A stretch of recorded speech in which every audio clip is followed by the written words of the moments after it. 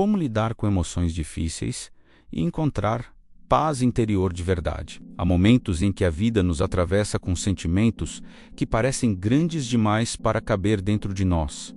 Raiva que aperta o peito, tristeza que sufoca, ansiedade que acelera os pensamentos, culpa que corrói em silêncio. E diante disso, muitos repetem a mesma frase: você precisa controlar suas emoções. Mas esse conselho, que circula por livros, vídeos e até por alguns profissionais, esconde uma armadilha. Porque nós não controlamos emoções. Elas surgem como ondas.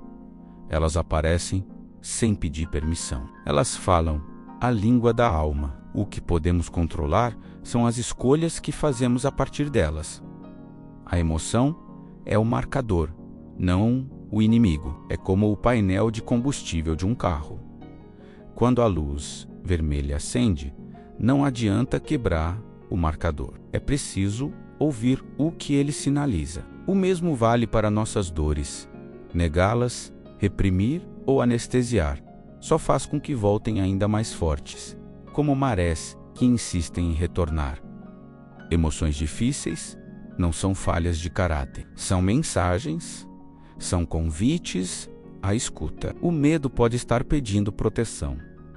A raiva pode estar exigindo limites. A tristeza pode estar pedindo pausa e recolhimento. Cada emoção, por mais desconfortável que seja, contém um recado que, se acolhido, abre espaço para algo maior, a paz interior. Neste vídeo, vamos caminhar juntos por 7 reflexões que podem mudar a maneira como você se relaciona com suas emoções. Não é um manual para silenciar sentimentos, mas um guia para compreendê-los, porque a verdadeira liberdade não está em dominar a tempestade, mas em aprender a atravessá-la com consciência e compaixão.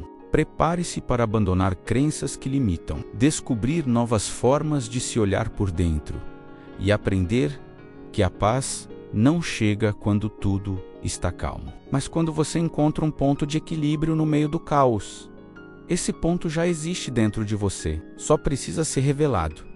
O mito do controle emocional. Desde cedo aprendemos que devemos segurar as lágrimas, não sentir raiva, esconder o medo e ser fortes. Essa narrativa social, repetida como um mandamento invisível, cria a ilusão de que controlar emoções é sinônimo de maturidade. Mas, quando olhamos de perto, percebemos que o esforço de reprimir sentimentos não gera força, menos gera apenas exaustão. Emoções não são botões que podemos desligar. Elas são respostas naturais do corpo e da mente diante da vida. O coração dispara quando há perigo, não porque escolhemos, mas porque o corpo nos prepara para agir. A tristeza chega quando perdemos alguém ou algo, não porque desejamos, mas porque o coração precisa elaborar a ausência. A raiva aparece quando sentimos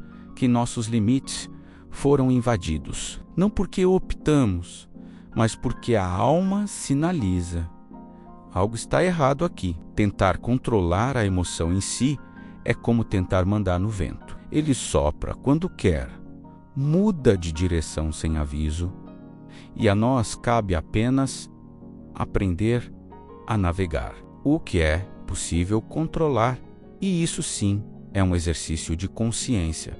Menos são os comportamentos que emergem da emoção. Posso sentir raiva intensa e, ainda assim, escolher não agredir. Posso sentir medo e, ainda assim, caminhar com prudência em direção ao que importa. Posso sentir tristeza e, ainda assim, permitir que ela me conduza ao recolhimento, sem me afogar no isolamento. Essa é a diferença entre lutar contra a emoção e aprender a acolhê-la. Quando tentamos não sentir, caímos em 2 armadilhas perigosas. A primeira é a anestesia, mergulhar no trabalho de forma compulsiva, exagerar na academia, buscar distrações constantes, usar álcool, drogas ou remédios sem necessidade, apenas para calar a voz da emoção. Isso funciona por instantes, mas cobra um preço alto: desconexão de si mesmo. A segunda é a explosão. Quanto mais reprimo, mais acumulo, até que, em um momento de estresse, tudo transborda de maneira desproporcional. Um grito, uma briga, um rompimento, uma decisão precipitada. Por isso, não é sábio acreditar que a felicidade depende de controlar emoções. O verdadeiro caminho está em compreendê-las. Emoções difíceis não surgem para nos derrotar. Elas surgem como recados que exigem escuta. Negar a raiva é como desligar o alarme de incêndio sem apagar o fogo. Negar a tristeza é como fingir que uma ferida não existe, quando o corpo ainda sangra. Emoções são chamadas da alma, para que possamos olhar para dentro. O desafio, portanto, não é parar de sentir, mas aprender a interpretar. Quando escutamos a raiva, podemos descobrir onde estão os limites que precisamos estabelecer. Quando escutamos a tristeza, podemos encontrar o convite para pausar e cuidar. Quando escutamos a ansiedade, podemos perceber que estamos vivendo no futuro e esquecendo o presente. Cada emoção é um mensageiro. O problema não está na mensagem, mas no hábito de rasgar a carta antes de lê-la. A espiritualidade contemporânea reforça essa visão. Eckhart Tolle nos lembra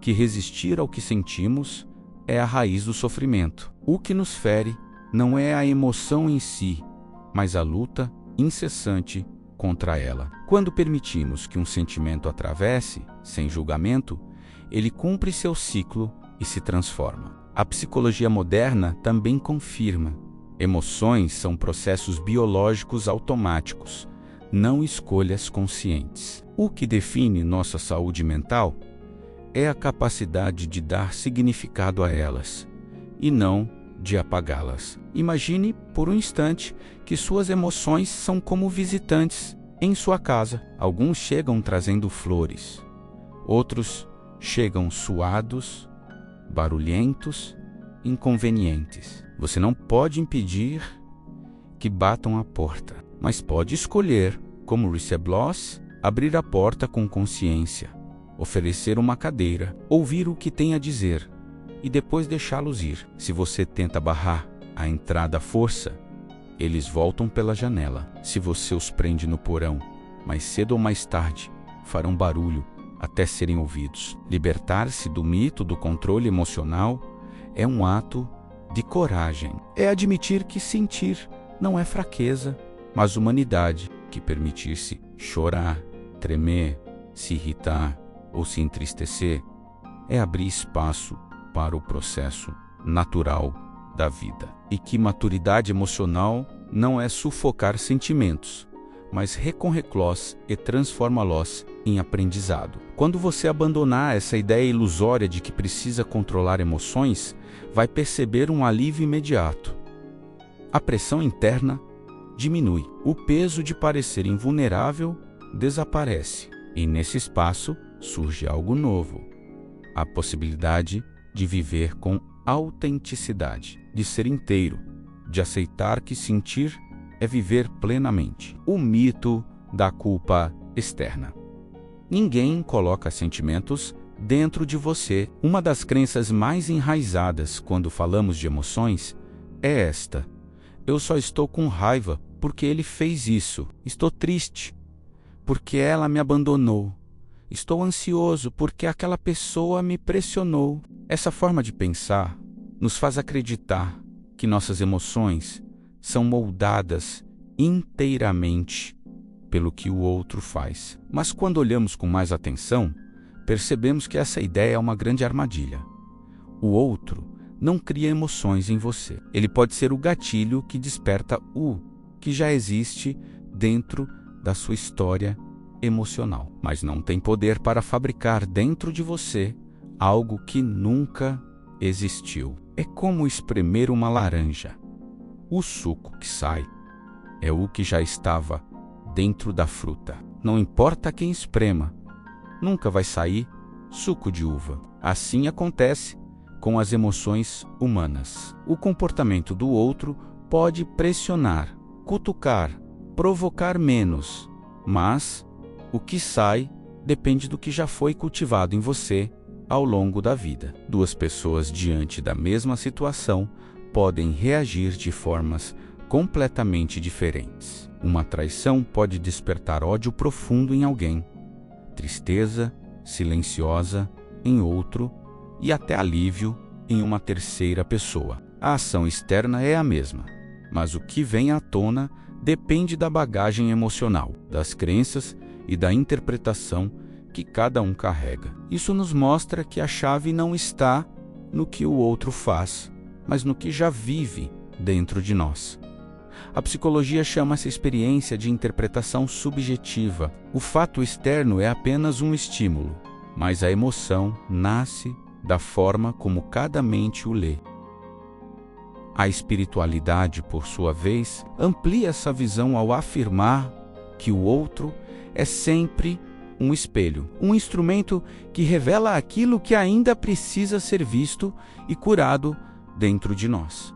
Quando alguém desperta a raiva, pode estar mostrando que nossos limites não estão claros. Quando alguém provoca tristeza, pode estar revelando uma ferida antiga de abandono ainda aberta. Quando alguém desperta inveja, talvez esteja apontando para desejos não reconhecidos. O outro é um espelho, nunca a fonte. Se você acredita que o outro é responsável direto pelo que sente, cairá em um estado permanente de vitimização. Sua vida emocional dependerá de como as pessoas agem, e você viverá como uma marionete emocional, puxado pelos fios do comportamento alheio. Mas quando você assume que o outro apenas desperta o que já existe, acontece algo poderoso. Você se torna agente da sua própria vida emocional. Você passa a olhar para dentro e se perguntar: por que isso me afeta tanto? Que história não resolvida está sendo cutucada aqui? Que aprendizado essa emoção me convida a integrar? Um exemplo profundo vem da fé.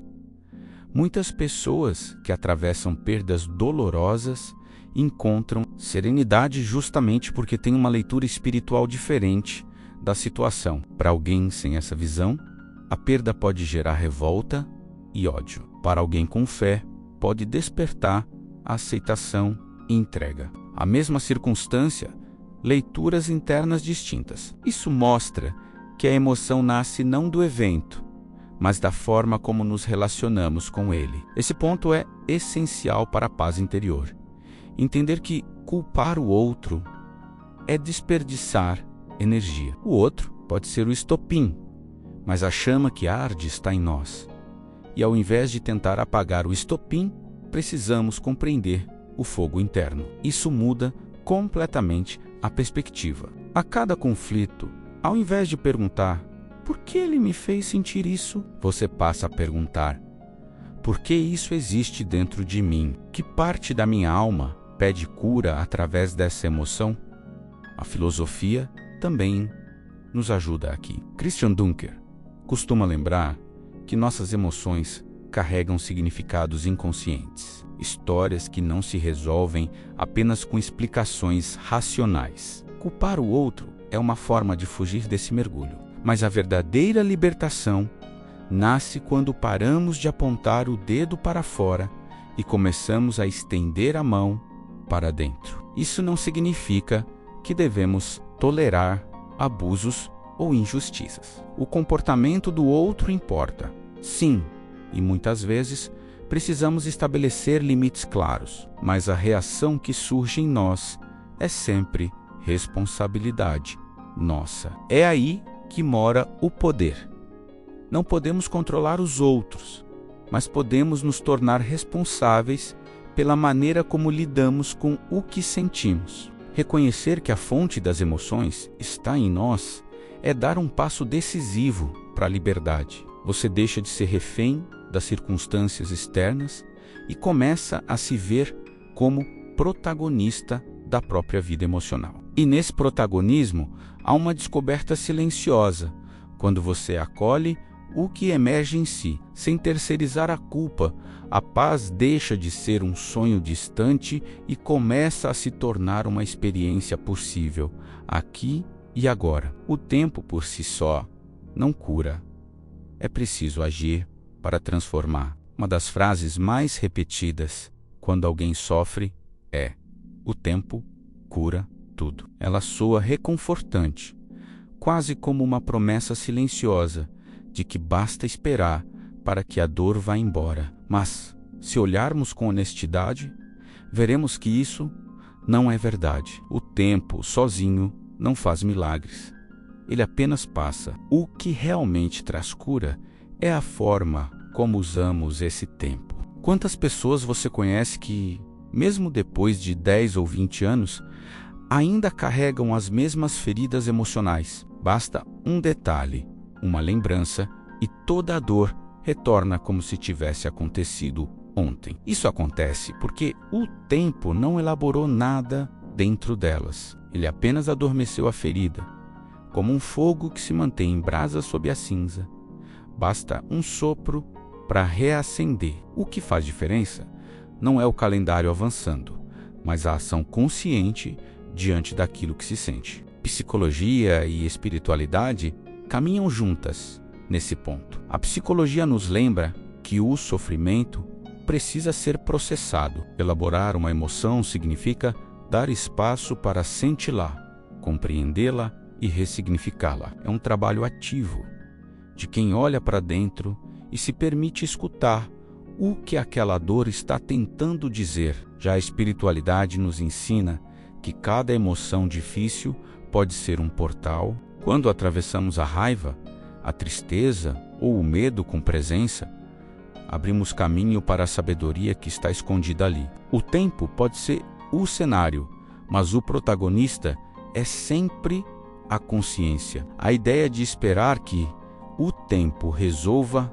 tudo nos coloca em uma posição perigosa, a da passividade. Quem acredita que basta esperar, adia o encontro com sua própria dor. E quanto mais adiamos, mais a dor se entranha em nós. É como ter um quarto escuro na casa da alma.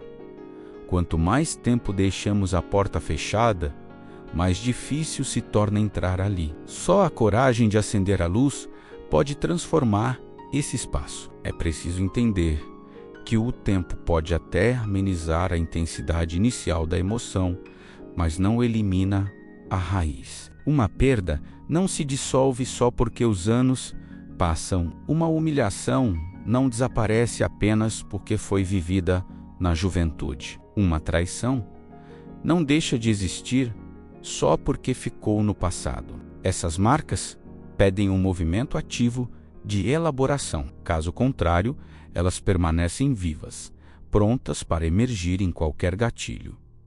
Aqui entra a importância da ação consciente. Ação não significa apagar a dor, a força, mas sim escolher como se relacionar com ela. Significa abrir espaço para sentir, buscar apoio, dialogar consigo mesmo, meditar, escrever, rezar, compartilhar com alguém de confiança ou com um terapeuta. Significa transformar o que antes era apenas um fardo em aprendizado. Quando agimos assim, o tempo se torna um aliado, porque passamos a brinquedo com experiências que curam. A filosofia nos provoca a pensar: se o tempo, por si só, curasse, todos envelheceriam sábios e livres de mágoas.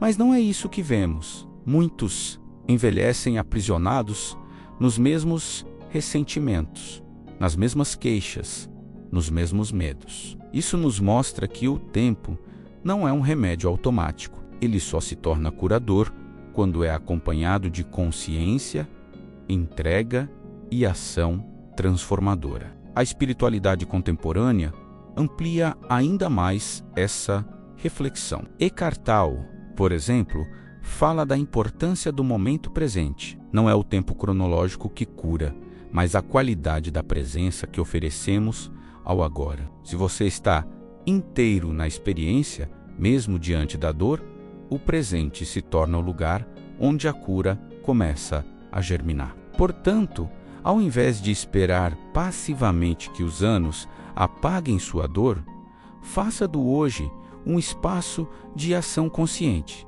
Pergunte a si mesmo: o que posso fazer agora para acolher o que sinto? Que passos pequenos posso dar para transformar essa ferida em aprendizado? Quando você age, o tempo se torna fértil.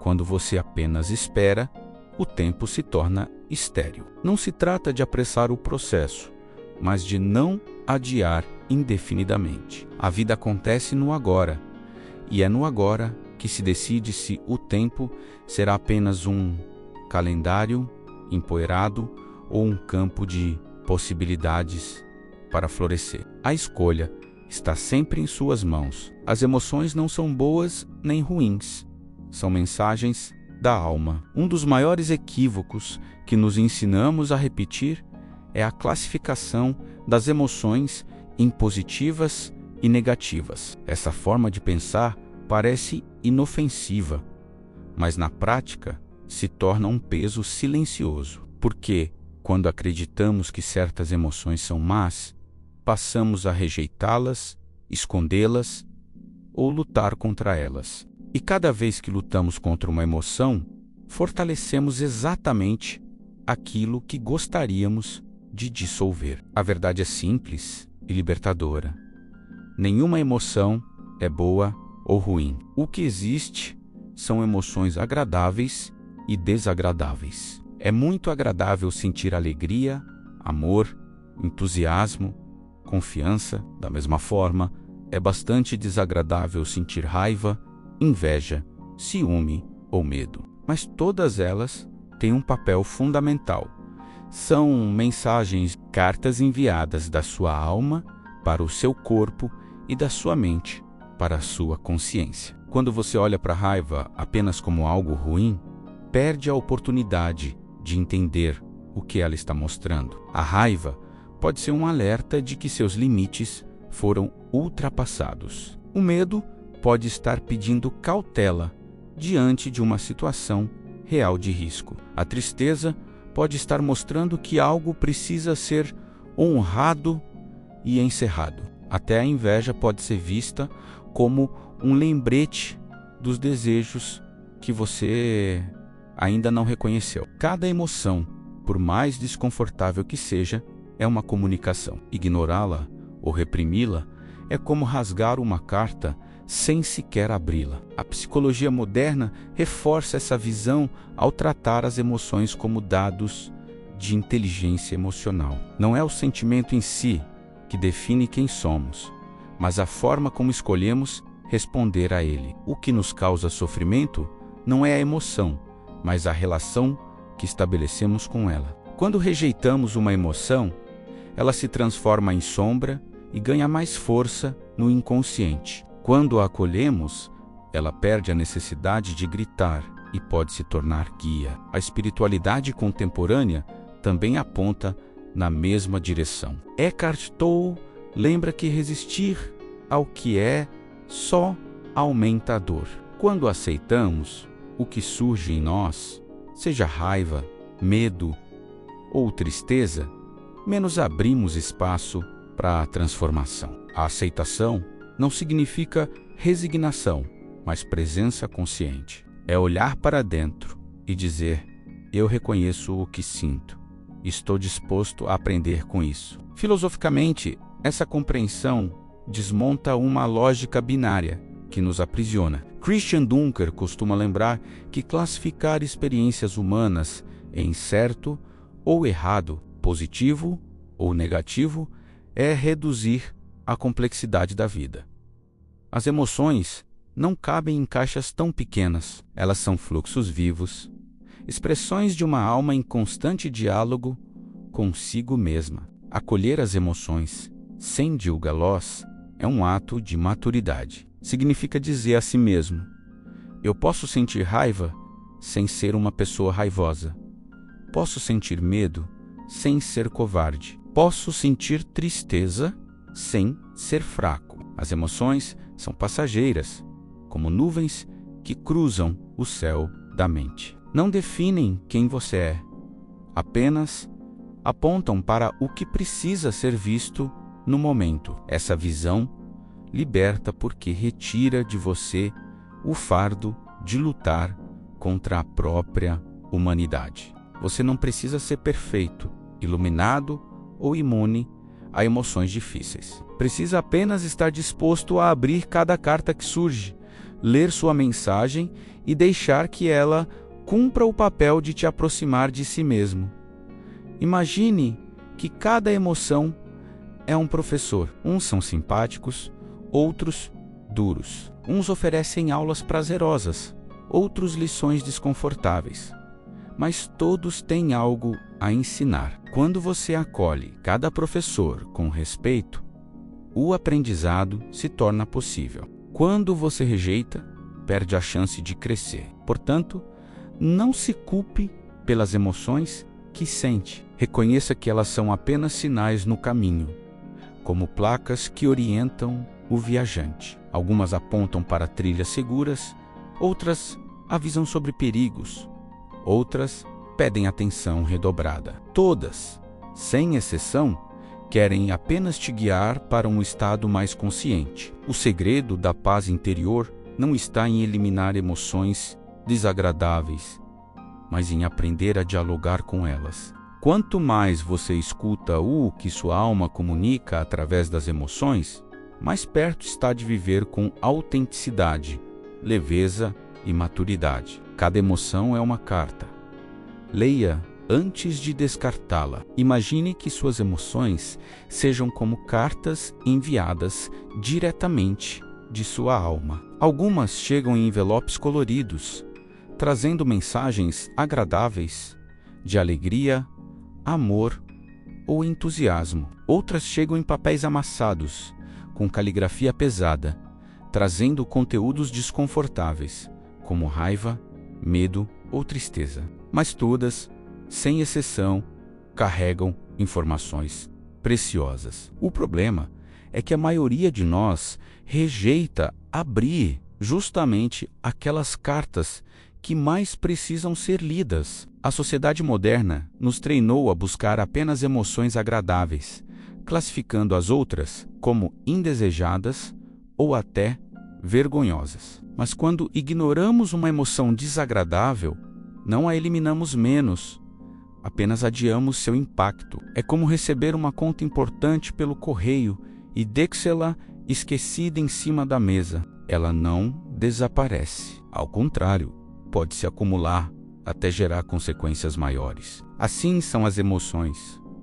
Se não as escutamos, elas voltam mais fortes, pedindo atenção. A psicologia mostra que emoções reprimidas se manifestam de formas indiretas, em sintomas físicos, explosões repentinas, ansiedade ou comportamentos compulsivos. O que não é acolhido pela consciência encontra meios de escapar pelo corpo ou pelo inconsciente. Por isso, abrir cada carta emocional é essencial para a saúde mental. Não significa gostar do conteúdo, mas ter a coragem de reconhecê-lo. Espiritualmente, podemos compreender essas mensagens como convites ao autoconhecimento. Se a tristeza chega, talvez ela esteja pedindo silêncio, pausa, um tempo de recolhimento para que você honre algo que foi perdido. Se a raiva aparece, pode estar revelando um limite ultrapassado que precisa ser defendido. Se o medo surge, talvez seja a forma da alma dizer: cuidado, escolha com mais atenção.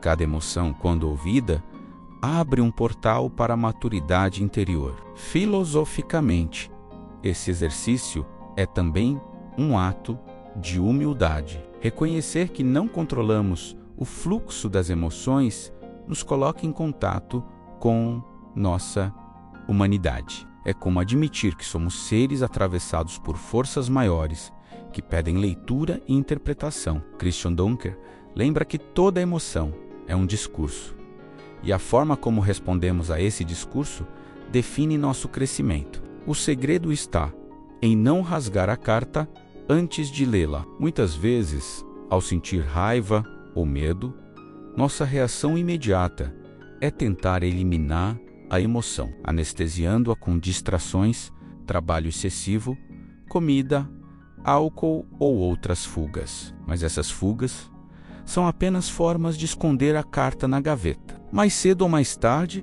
teremos de abri-la. Abra cada carta emocional com curiosidade. Pergunte a si mesmo: o que essa emoção está tentando me ensinar?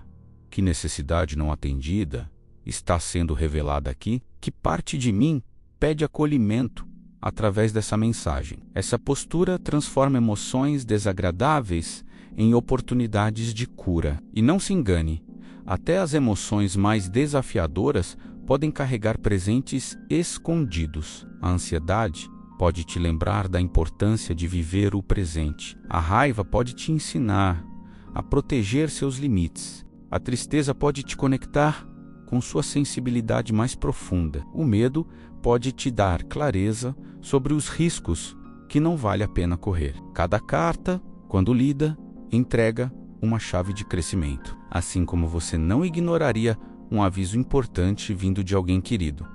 Não ignore as mensagens que sua própria alma envia. Elas não vêm para te punir, mas para te guiar. Ao aprender a ler suas emoções como cartas, você descobre que não precisa mais ter Miklos ou U lutar contra elas. Basta abri-las, compreender a mensagem e integra lá a sua jornada. No fim, o que chamamos de paz interior não é a ausência de cartas, mas a disposição de abrir cada uma delas sem medo, porque quando você lê com atenção, percebe que até as mensagens mais difíceis escondem a promessa de libertação e amadurecimento. A consciência como chave. Você não é a emoção, é quem a testemunha. Há um ponto crucial no caminho do autoconhecimento: compreender que você não é o que sente. Raiva, medo, tristeza ou alegria não definem quem você é. Elas são estados passageiros, como nuvens que atravessam o céu da mente. O que realmente define sua essência é a consciência que observa essas nuvens. Quando você se confunde com uma emoção, perde a liberdade. Se acredita que a raiva age com agressividade. Se acredita que a tristeza mergulha em apatia. Se acredita que é o medo, paralisa. Mas quando reconhece que está apenas experimentando essas emoções e que existe em você uma instância capaz de observá-las, abre-se um espaço de liberdade. Nesse espaço, a emoção continua existindo, mas você não está mais prisioneiro dela. A psicologia moderna descreve esse processo como diferenciação do eu, a capacidade de separar a experiência emocional da identidade pessoal. Você pode estar com raiva sem ser uma pessoa raivosa. Pode sentir medo sem ser covarde. Pode viver a tristeza sem ser definido como alguém fraco. Essa diferenciação é a base da inteligência emocional. Perceber a emoção, acolhê-la, mas não se fundir a ela. A espiritualidade contemporânea reforça essa ideia com ainda mais profundidade. Eckhart Tolle afirma que o despertar acontece quando você percebe que não é o pensamento nem a emoção, mas a consciência por trás deles. Essa consciência é o espaço silencioso que observa. É a tela sobre a qual as imagens da mente se projetam. É a clareza que permanece mesmo quando as ondas emocionais estão agitadas. Quando você descobre essa posição de observador, algo muda radicalmente. Surge a possibilidade de escolher como responder. Se antes você reagia de forma automática, agora pode pausar, respirar e decidir. A emoção continua lá, mas você não é mais escravo dela. Você a escuta, mas não se identifica. Você a reconhece, mas não se perde. Filosoficamente, isso é um convite à liberdade interior. Christian Dunker nos lembra que a consciência é como um drone que pode se elevar acima da experiência e enxergar a si mesma de fora. Esse movimento é treino, é prática, mas é também o que nos devolve autonomia. Porque, se ficamos presos apenas ao que sentimos, ficamos cegos. Mas quando conseguimos olhar para o que sentimos, ganhamos visão. Esse distanciamento não é frieza nem indiferença. Pelo contrário, é a forma mais profunda de acolhimento. Porque só quando não estamos fundidos à emoção é que conseguimos cuidar dela. Se você é a raiva, só pode agir com violência. Se você observa a raiva, pode transformá-la em limite saudável. Se você é a tristeza, só pode chorar. Se você observa a tristeza, pode transformá-la em compaixão. Essa consciência pode ser treinada em práticas simples. Meditar, respirar com atenção, escrever o que sente, ou simplesmente pausar e perguntar a si mesmo: o que estou sentindo agora? E quem é que está percebendo esse sentimento? A cada vez que você se faz essa pergunta, dá um passo para se lembrar de que não é a emoção, mas quem a testemunha. Esse é o ponto em que psicologia e espiritualidade se encontram. A psicologia nos oferece técnicas para ampliar a clareza emocional. A espiritualidade nos convida a experimentar a vastidão silenciosa da consciência. Juntas, mostram que não estamos condenados a ser arrastados pelas ondas da vida. Podemos aprender a surfar nelas. E aqui está a chave para a paz interior. Perceber que nada do que você sente é maior do que a consciência que o observa. As emoções vêm e vão, mas o espaço silencioso da sua consciência permanece. É nesse espaço que mora a verdadeira liberdade, a verdadeira maturidade e a verdadeira cura. Criar um novo diálogo interno, transformar o crítico em aliado. Dentro de cada um de nós existe uma voz crítica. É aquela que diz: você não é bom o suficiente, vai falhar de novo, ninguém vai te amar de verdade, você não merece ser feliz. Essa voz pode soar convincente, porque muitas vezes nasceu de experiências dolorosas do passado.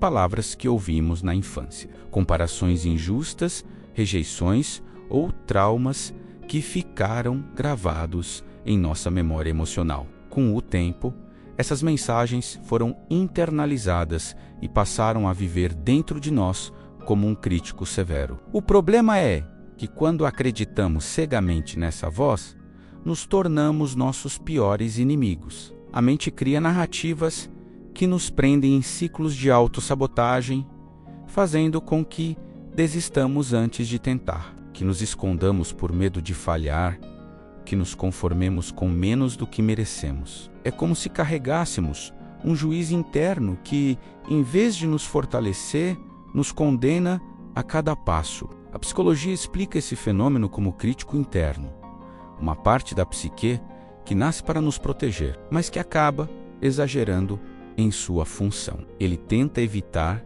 que erremos ou sejamos rejeitados, mas para isso recorre ao medo, à culpa e à depreciação. No fundo, ele não é um inimigo, mas um guardião confuso que aprendeu a proteger de forma distorcida. O grande desafio não é eliminá-lo, mas transformar a relação com ele. A espiritualidade contemporânea nos oferece ferramentas para essa transformação. Ao cultivar presença e consciência, começamos a perceber que essa voz não é a verdade, mas apenas um eco de velhas dores. Podemos escutá-la sem nos identificar com ela. Podemos dizer: eu ouço sua preocupação, mas escolho seguir mesmo assim. Esse simples movimento já enfraquece o poder do crítico interno e nos devolve liberdade. Um caminho prático é ressignificar a voz crítica,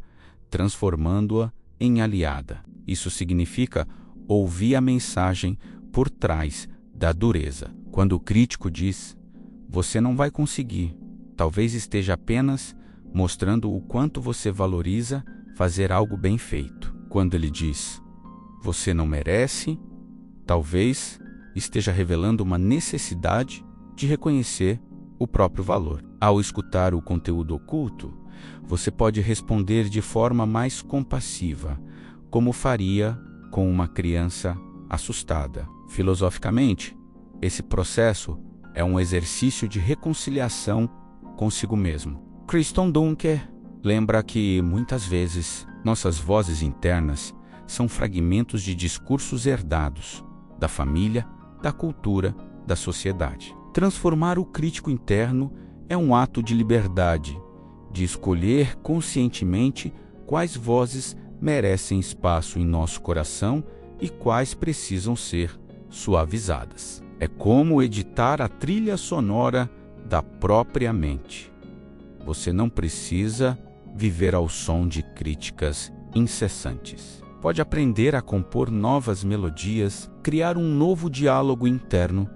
Exige prática. Uma prática poderosa é substituir o julgamento automático por perguntas conscientes. Quando o crítico disser, "Você não é bom o suficiente", pergunte, será que isso é um fato ou apenas uma percepção antiga? Quando ele disser, "Você vai falhar", responda, "E se falhar, o que posso aprender?" Esse movimento tira a força do julgamento e abre espaço para crescimento. Outra prática é cultivar mantras curativos. Frases simples como "Eu sou suficiente", "Eu mereço estar em paz", "Posso aprender com cada passo", funcionam como antídotos contra as mensagens destrutivas. Quanto mais você repete, mais essas novas sementes germinam em sua mente, equilibrando o peso das vozes antigas. No fundo,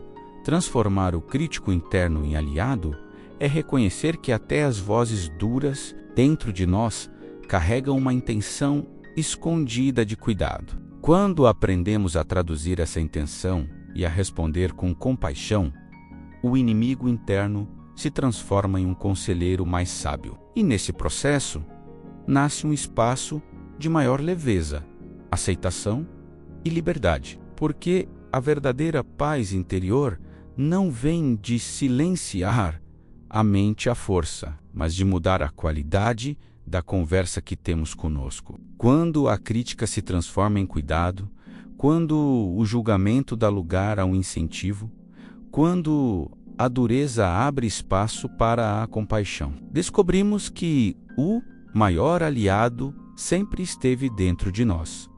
O caminho para uma nova relação consigo mesmo. A jornada que percorremos até aqui nos mostrou algo essencial.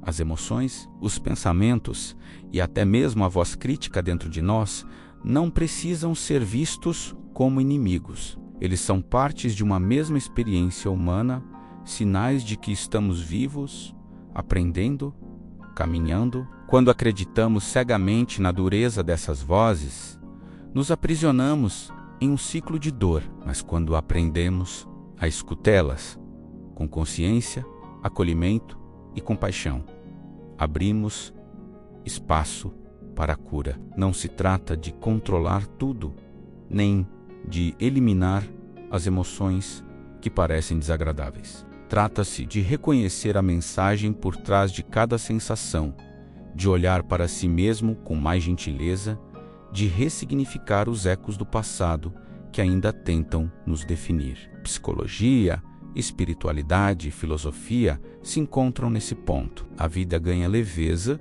quando paramos de lutar contra nós mesmos e aprendemos a caminhar ao lado daquilo que sentimos. A paz interior não é a ausência de conflitos, mas a presença de uma nova postura diante deles. É saber que você pode ouvir sua mente sem se deixar dominar por ela. É compreender que a sua história não precisa ser uma prisão, mas pode se tornar fonte de força e sabedoria. Então, ao encerrar este encontro, leve consigo um lembrete. Você não é seus pensamentos. Você não é apenas suas emoções. Você é a consciência que observa, acolhe e transforma tudo isso. E quanto mais você cultiva esse olhar amoroso para si, mais sua vida se torna fértil em sentido, em coragem e em liberdade. O crítico interno pode até falar alto, mas agora, você sabe, ele não dita mais o seu destino. O poder de reescrever sua narrativa sempre esteve em suas mãos e começa no silêncio sereno que nasce dentro de você.